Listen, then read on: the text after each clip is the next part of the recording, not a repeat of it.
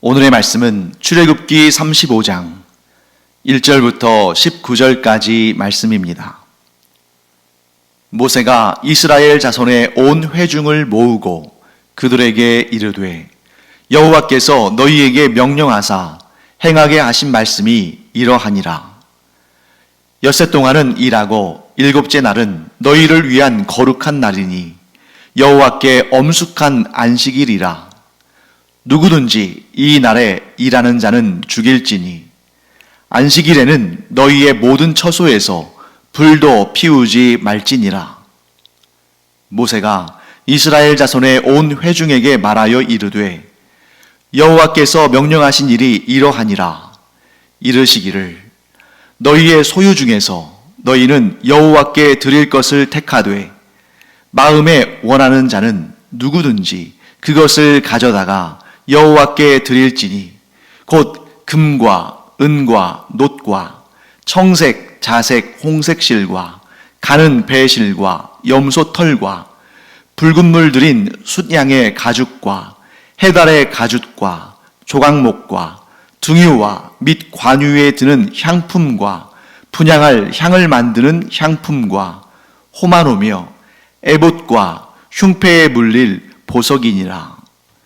무릇 너희 중 마음이 지혜로운 자는 와서 여호와께서 명령하신 것을 다 만들지니 곧 성막과 천막과 그 덮개와 그 갈고리와 그 널판과 그 띠와 그 기둥과 그 받침과 증거궤와 그 채와 속죄소와 그 가리는 휘장과 상과 그 채와 그 모든 기구와 진설병과 불 켜는 등잔대와 그 기구와 그 등잔과 등유와 분향단과 그 채와 관유와 분향할 향품과 성막문의 휘장과 번제단과 그 놋그물과 그 채와 그 모든 기구와 물두멍과 그 받침과 뜰의 포장과 그 기둥과 그 받침과 뜰문의 휘장과 장막 말뚝과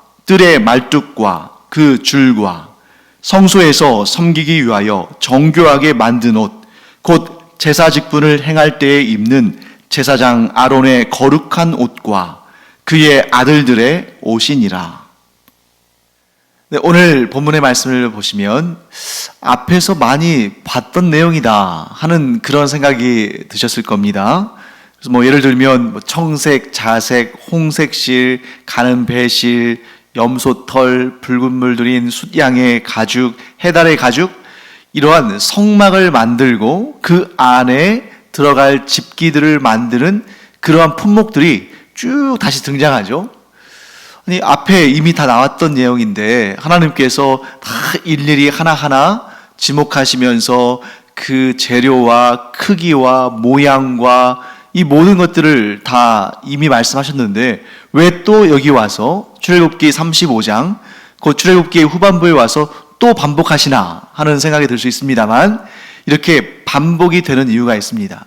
앞쪽에서 이 성막과 관련된 그러한 재료와 또 그 기구들과 모양들과 하는 것을 설명하신 것은 하나님께서 이렇게 만들어라 하고 말씀하신 것이고 오늘 이제 35장부터는 하나님께서 말씀하신, 하나님께서 정확히 규정하신 그 방법과 그 기술과 그 크기와 그 모양으로 만드는 실제적인 성막 건축의 과정이 등장하는 것입니다. 자, 그런데 여기에서 아주 독특한, 아주 좀 흥미로운 내용 하나를 우리가 발견할 수 있는데요. 그것은 뭐냐면 하나님께서 이전에 성막을 이렇게 만들어라, 성막을 또 이런 크기로, 또 이런 모양으로, 또 그 안에 들어갈 집기들을 이런 재료로, 이런 크기로, 이런 모양으로 만들라 하고 말씀하시고 그 내용을, 성막 건축에 대한 내용들을 쭉 말씀하신 다음에 그 마지막을 무엇으로 끝내셨냐면 안식일 규정에 대해서 하나님께서 강조하시면서 그 성막을 지시하시는 하나님의 말씀이 끝을 맺습니다. 그리고 이제 35장, 출애굽기 35장에 이르러서 이제 본격적으로 성막을 건축하는, 성막을 세우는 그 일을 하나님께서 지시하시면서 이제 이스라엘 백성들이 그 재료를 모으고 또 성막을 위해서 또 기술을 발휘하고 하면서 이제 성막을 짓는 일을 시작해야 되는데, 그 성막을 본격적으로 짓는 그 일을 시작함에 있어서 하나님께서 다시 무엇을 강조하시냐면 안식일의 규정을 다시 강조하십니다. 즉 성막을 이렇게 지으라고 말씀하신 다음에 그 말씀을 안식일의 규정에 대한 말씀으로 마무리하시고, 이제 성막을 본격적으로 짓는 일을 실행함에 있어서 다시 안식일의 규정을 강조하시면서 성막을 짓는, 성막을 만드는 그 구체적인 역사가 일어나는 것입니다. 자, 그러면 이런 내용을 볼 때 우리가 안식일 규정과 성막 사이에는 굉장히 밀접한 관계가 있구나. 다른 율법의 규정들도 성막과 물론 관련이 있겠습니다만 그 중에서 이 안식일 규정은 성막과는 뗄래야 뗄 수 없는 아주 밀접한 관계가 있겠구나 하는 것을 우리가 알게 되는 것이죠. 자, 그러면 이 안식일 규정과 성막 사이에는 어떠한 연결고리, 어떠한 연관성이 있을까? 한마디로, 한 문장으로 정리한다면 이렇게 할 수 있습니다. 안식일 규례도 성막도 모두 하나님과의 만남을 위한 것이다. 자, 이 하나님과의 만남을 위해서 안식일 규정이 주어진 것이고 하나님과의 만남을 위해서 성막도 지어지는 것입니다. 그러면 이 하나님과의 만남을 한 단어로 바꾼다면 이렇게 바꿀 수 있겠죠? 예배. 안식일은 예배를 위한, 하나님께 예배를 드리기 위해 존재하고 성막도 하나님께 예배를 드리기 위해서 존재하는 것이다. 자, 그러면 이 예배는 또 왜 드리는가? 왜 하나님께서 예배를 요구하시는가? 예배는 하나님과 하나님 백성들 사이의 관계다. 하나님은 하나님으로서 예배를 받으시고 하나님의 백성들은 하나님의 백성들로서 하나님께 예배를 드리는 이 관계가 하나님께서 정하신 하나님과 사람 사이의 가장 핵심적인, 가장 근본적인 그런 관계다 하는 것을 우리가 알게 됩니다. 그런데 이 가장 핵심적이고 가장 중요한 하나님과 인간 사이의 관계, 하나님은 하나님으로서 예배를 받으시고 사람은 하나님의 피조물로서 하나님께 예배를 드리는 이 아름답고 가장 근본적인 이 관계가 왜 깨어졌는가? 최초의 인류인 아담과 하와까지 거슬러 올라가게 되죠.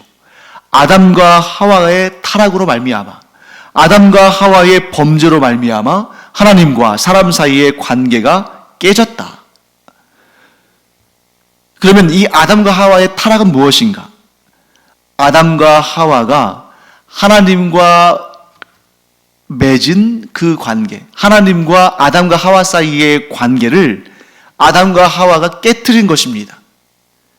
즉 하나님께서 규정하신 하나님과 아담과 하와, 곧 사람과의 관계의 그 가장 핵심적이고 근본적인 그 중요한 관계를 아담과 하와가 깨트린 것이 바로 이 타락의 근본의 원인이다. 자, 그러면 아담과 하와는 어떻게 그 관계를 깨트렸을까? 하나님은 하나님이시고 사람은 사람입니다. 물론 하나님께서 사람을 만물의 영장으로 모든 피조물들 가운데 으뜸으로 유일하게 하나님의 형상을 따라 하나님의 모양대로 만드신 존재지만 그래도 사람은 사람이고 하나님은 하나님이십니다. 그래서 이 하나님과 사람 사이에 물론 매우 친밀하지만 반드시 구별되어져야 할 이 관계성의 차이를 하나님께서 설명하시기 위해서 하나님께서 어떤 명령을 내리셨냐면 너희가 나의 가장 소중한 피조물로서 심지어 내가 만든 모든 생물들을 나를 대신해서 대리 통치할 자들로 내가 세웠으나 딱 한 가지 제한 규정을 두겠다. 그것은 동산 안에 있는 모든 나무의 실과는 다 너희가 먹을 수 있으나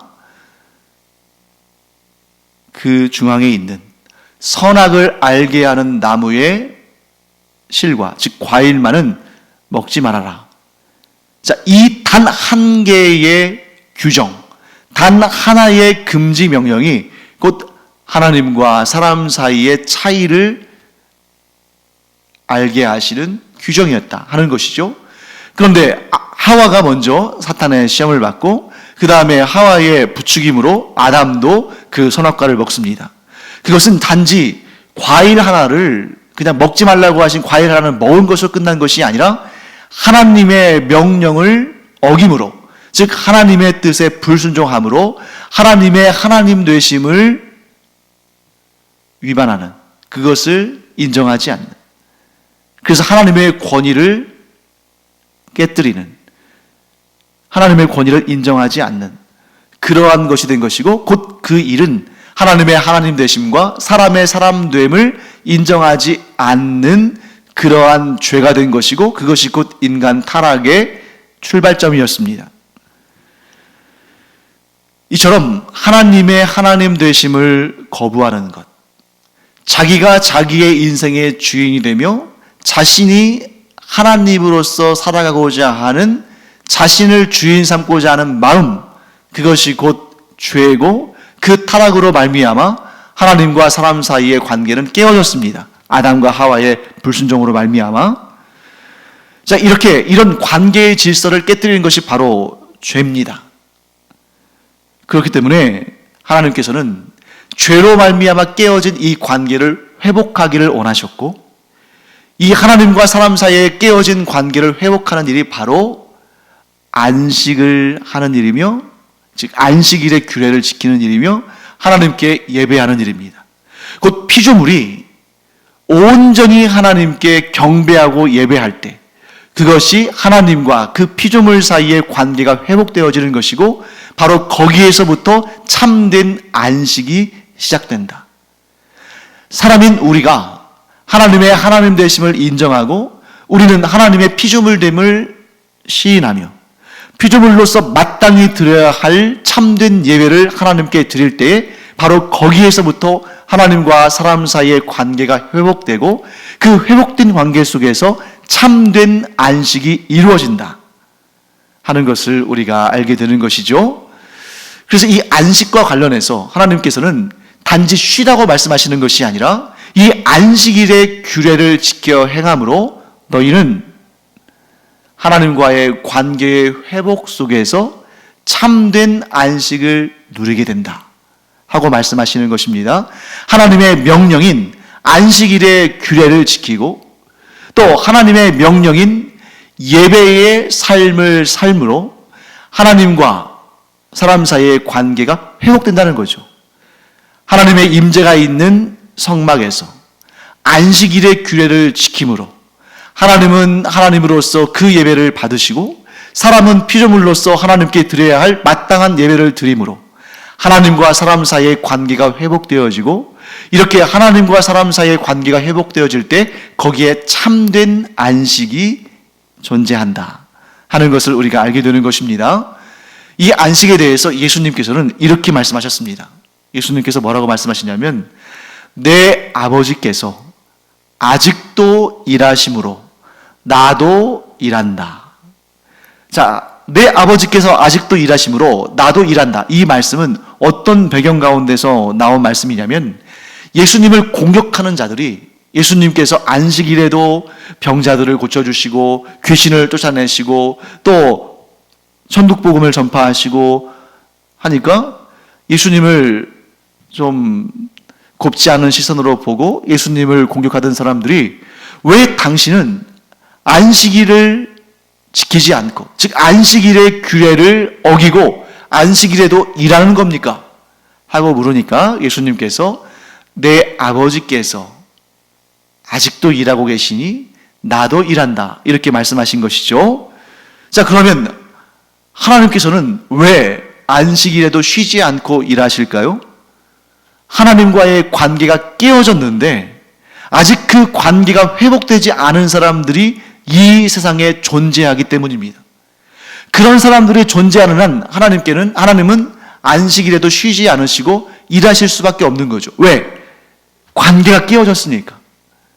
그 관계가 깨어져서 또 그 깨어진 관계가 회복되지 않아서 그들이 안식을 누리고 있지 못하니까 그들에게 진정한 참된 안식을 주시기 위해서 안식일에도 쉬지 않으시고 일을 하신다. 한 목자가 양 한 마리를 잃었는데 그 양 한 마리를 찾기 위해서 어디든 가지 않겠습니까? 언제든 그 양을 찾지 않겠습니까? 비록 안식이라 할지라도 그 양을 찾으러 가지 않겠습니까?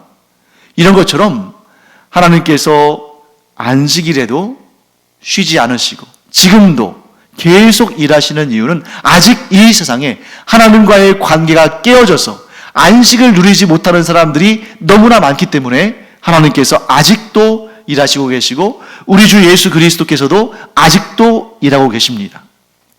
그러면 하나님께서 언제 안식하시게 되실까요? 둘 중에 하나입니다. 하나는 이 세상에 있는 모든 사람들이 죄의 문제가 해결되어지고 그래서 하나님과의 관계가 온전히 회복될 때 그때 하나님께서 안식하실 수 있겠죠. 또 다른 하나는 예수 그리스도의 재림의 날에 죄의 문제가 해결되지 못한 자들은 다 영원한 형벌에, 죄의 문제가 해결된 자들은 영원한 천국에서 영생을 누릴 때 그때 안식을 누리십니다. 왜냐하면 더 이상 변화는 없으니까. 그 최후의 심판 다음에는 지옥에서 천국으로 오는 자도 천국에서 지옥으로 가는 자도 없고 그리고 죄를 그때 가서야 뉘우칠 수 있는 자도 없고 그 천국에 있는 자들 가운데 죄를 짓는 자도 없기 때문에 그 최후의 심판 다음에는 하나님께서 어떤 그런 죄와 관련된 어떤 일도 어떤 구원의 역사도 베풀지 않으시고 지옥에서 영벌을 받는 죄인들과 그 죄 문제가 해결되어져서 천국에서 영생을 누리는 하나님의 백성들 이렇게 나뉘는다는 것이죠. 그래서 첫 번째, 이 땅에 있는 모든 사람들이 다 죄 문제가 해결되어지고 즉 예수 그리스도를 구주로 영접해서 죄 문제 해결받고 하나님과의 관계가 회복되어지면 하나님께서 비로소 안식을 누리시겠습니다만 그런 일은 정말 마음에 저도 그렇고 여러분도 그러실 것이고 원하고 또 원하는 바입니다만 그런데 과연 그런 일이 일어날까? 분명히 예수님께서 그 마지막 최후의 심판날에 양과 염소를 가르시고 알곡과 가라지를 가르신다는 그 말씀을 하신 것을 보면 아마 이 첫 번째 가능성은 거의 없다고 봐야겠죠. 그러므로 하나님께서는 지금 쉬지 않고 일하십니다. 왜요? 한 사람이라도 더 예수 그리스도의 복음을 믿음으로 받아들임으로 자기의 죄인됨을 고백하고 스스로 그 죄를 해결할 수 없음을 시인하고 예수 그리스도의 보혈의 공로를 의지해서 죄사함 받고 구원받는 일, 이 일이 가장 소중한 일이기 때문에 하나님은 아직도 일하신다. 자, 그러면 이렇게 정리할 수 있겠죠? 우리가 참된 안식을 얻는 길은 하나님과의 관계가 회복되는 일이고 하나님과의 관계가 회복된다는 것은 하나님을 나의 주님으로 모시는 것이고 이렇게 하나님을 나의 주님으로 모신 자의 당연한 반응은 하나님께 예배를 드리는 것이고 그런 참된 예배가 회복될 때 우리는 비로소 참된 안식을 누리게 된다. 이렇게 정의할 수 있겠습니다. 자, 그 다음에 이제 하나님께서 이 성막을 만드는 이 일을 위해서 이스라엘 백성들에게 성막에 사용될 물건들을 하나님께 바치라고 말씀하시는 내용이 등장합니다. 그런데 그때 하나님께서 이 성막을 만들기 위해서 필요한 재료들을 너희가 바쳐라 하시면서 몇 가지 세부 사항들을 언급하셨습니다. 첫째, 너희가 하나님께 성막에 사용될 재료들을 바칠 때에 너희 소유 중에서 여호와께 드릴 것을 택하라. 자, 너희 소유가 아닌 것에서 가져오는 것이 아니라 너희 소유인 것 중에서 가져와라. 그런데 그 너희 소유인 것들을 다 가져오는 것이 아니라 거기에서 일부를 택하라. 그런데 어떻게 택하는 겁니까? 억지로 택하는 것이 아니라 기쁜 마음으로, 헌신하는 마음으로 택하여 하나님께 드려라. 이렇게 말씀하시는 것입니다. 즉 하나님께서는 하나님의 그 거룩한 성막을 만드실 때에 하나님과 하나님의 백성들 사이에 그 만남과 교제와 예배가 있는 그 성막을 만드실 때에, 자 여러분, 하나님은 온 우주의 창조자이시고 무에서 유를 만드셨고 그 창조하신 모든 것들을 다스리시고 소유하신 분이기 때문에 사실 여러분, 하나님께서 직접, 그러니까 언약의 두 돌판을 하나님께서 직접 만드셨던 것처럼 이 성막을 하나님께서 직접 하나님의 기적적인 방법으로 얼마든지 만드셔서 이스라엘 진영 가운데 두실 수 있습니다. 그런데 하나님께서 그렇게 못하셔서 이스라엘 백성들에게 너희가 만들어라 이렇게 말씀하신 것이 아니라, 하나님은 그런 성막을 뭐 1000개 아니라 10,000개 무수히 만드실 수 있습니다만 그런 방법을 택하지 않으시고 뭐라고 하셨냐면, 너희가 성막을 만드는 데 필요한 것들을 바치고 너희가 지혜를 가지고 기술로 그것을 만들어서 성막을 지어서 하나님께 바쳐라 이렇게 말씀하셨다는 것이죠. 왜 그렇습니까? 하나님은 이 성막이 하나님의 택하신 백성들의 기쁨과 자원하는 심령으로 헌신한 그러한 성막으로 지어지기를 원하셨다는 거죠. 하나님께서 만드셔서 일방적으로 주신 것이 아니라 하나님을 섬기는 자들의 기꺼이 드리는 예물과 그들 안에 있는 지혜와 기술을 기꺼이 사용해서 가장 아름다운 작품으로 만드는 성막과 또 그 성막 가운데에서 기쁨으로 자원하는 예물을 하나님께 드리고 하나님과의 만남을 갈망하는 그런 성도들의 헌신을 통해서 하나님의 백성들과 하나님이 교제하고 그 가운데에서 예배의 감격을 누리는 그러한 모습을 하나님께서 원하셨다는 것입니다. 자, 그리고 그때 하나님께서 이스라엘 백성들의 것을 착취하신 것이 아닙니다. 자, 너희의 소유 중에서 여호와께 드릴 것을 택하라 하고 말씀하셨는데, 그 이스라엘 백성들이 소유한 것 자체가 하나님께서 주신 것이죠. 혹시 여러분 기억하십니까? 하나님께서 이 애굽에서 이스라엘 백성들을 구해내실 때에 그 마지막 10번째 재앙, 하나님의 명령에 불순종해서 그 집에 문 임방과 지방에 어린 양의 피를 바르지 않은 집은 지고아를 막론하고 그 집의 첫 아들과 그 가정의 가축들의 초태생 수컷은 다 생명을 잃었죠. 그때 이스라엘 사람들이 출애굽하기 직전의 일인데 그 애굽 사람들이 다 애통해했고, 이스라엘 사람들 때문에, 이스라엘 사람들의 하나님 때문에 우리가 이런 비극을, 이런 슬픔을 경험하게 됐다, 이러한 고통을 경험하게 됐다 하는 마음에 이스라엘 사람들을 굉장히 미워하고 그들을 죽이려고 하고 그렇게 했을 수도 있는데, 오히려 그들이 하나님을 두려워하고 또 모세를 두려워하고 또 이스라엘 백성들을 두려워해서 그 이스라엘 백성들을 빨리 가라고 하면서 이 이스라엘 백성들이 우리에게 필요한 것들을 달라, 이 애굽 사람들에게 우리에게 필요한 것들을 달라 했을 때 그들에게 돈도 주고 은금 패물도 주고 심지어 종까지 그들에게 주어서 애굽을 떠나게 했습니다. 그런데 왜 하나님께서 그 급박한 순간에, 아마 이스라엘 백성들이 하나님의 그 명령을 받았을 때 좀 왜 하나님께서 이런 명령을 하시지? 하고 이해가 잘 안 됐을 수도 있어요.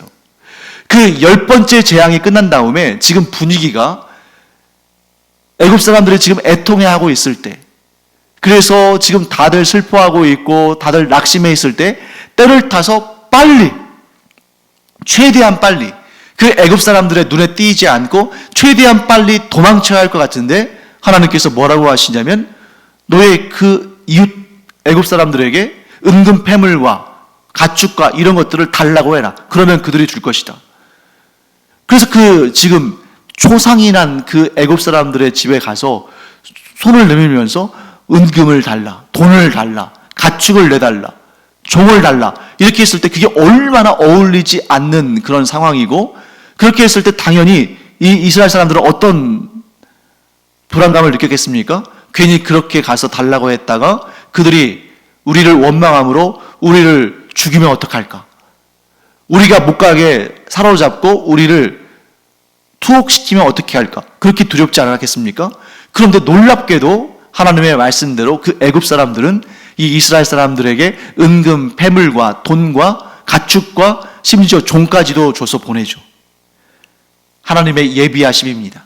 그때 그들이 차고 넘치도록 많은 귀한 것들을 얻었고 그것을 소유로 삼았기 때문에 이 성막을 짓는 이때 이 광야 한가운데에서 어디 가서 은금 패물을 받을 것이며 어디 가서 귀한 청색, 자색, 홍색 실을 구할 것이며 어디에서 붉은 물 들인 그런 수양의 가죽과 또 어디 가서 해달의 가죽과 이런 것을 얻겠습니까? 다 애굽에서 그것을 얻어서 나온 것이죠. 그러니까 이 이스라엘 백성들이 소유한 것 자체가 하나님의 능력으로 하나님의 주시는 선물로 받은 것입니다. 그 가운데 그걸 다 내라, 다 바쳐라 하지 않으시고 그 중에 너희들이 기쁜 마음으로 드릴 것을 택하라 하고 말씀하신 것이죠. 이 말씀을 통해서 우리는 알 수 있는 것이 있습니다. 그것은 뭐냐면 오늘날 우리가 누리는 모든 것은 하나님께서 은혜로 주신 것이다. 또한 하나님께서 은혜로 주신 것을 우리에게 다 요구하지 않으시고 그 중에 우리로 하여금 택해서 즉 우리가 자원하는 심령으로 택해서 하나님께 기쁨으로 헌신하는 마음으로 드리기를 원하신다. 또한 그런 물질적인 것뿐만 아니라 하나님께서 우리에게 주신 지혜와 기술, 즉 눈에 보이지 않는 거지만 분명히 하나님께서 주신 그런 지혜와 기술 이런 것들을 기꺼이 헌신하는 마음으로 하나님께 드려 하나님과의 관계, 하나님과의 만남, 하나님과의 그 소통이 이루어지는 그러한 성막을 짓게 하시기를 원하신다. 사랑하는 성도 여러분, 우리에게 있는 모든 것은 하나님이 주신 것입니다. 은혜로 주신 것입니다. 물질도, 지혜도, 지식도, 기술도 다 하나님께서 주신 것입니다. 심지어 우리의 생명도 하나님께서 주신 것입니다. 얼마나 큰 은혜입니까? 그런데 하나님께서는 그 중에 일부를 우리가 자원하는 심령으로 성별하여 택하여 하나님께 드릴 때에 하나님께서 그것을 기쁘게 받으시고 하나님과 우리 사이에 참된 관계가 회복되게 하시고 그 참된 관계의 회복 가운데 우리는 진정한 안식을 누리게 된다. 이 사실을 꼭 기억하기 바랍니다. 기도하겠습니다. 하나님 감사합니다. 하나님께서 저희에게 주신 것은 너무나 대단한 것들인데 저희가 또한 그 중에 일부를 성별하여 하나님께 드림으로 하나님과의 관계가 더 깊어지고 그 관계가 회복됨으로 말미암아 참된 안식을 누리게 하신다니 이보다 더 기쁜 일은 없습니다. 이 아름다운 소통이, 아름다운 관계가, 아름답고 복된 안식이 계속되기를 원하오니 하나님 이 관계를 지켜주시옵소서. 감사드리며 예수님의 이름으로 축복하며 기도합니다. 아멘.